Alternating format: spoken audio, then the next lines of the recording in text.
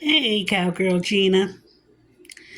I'm going to make me a chicken sandwich. Mm, just a little chicken sandwich.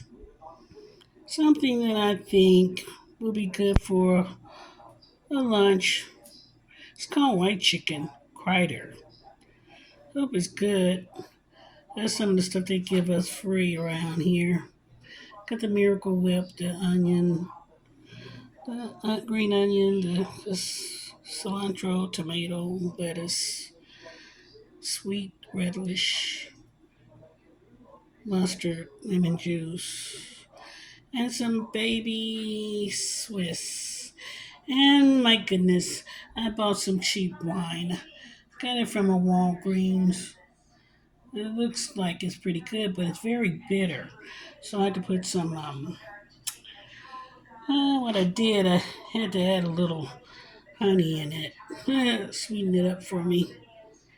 But it came out okay when I did that. So stay tuned. Don't go anywhere. We're going to get it started in about a few minutes.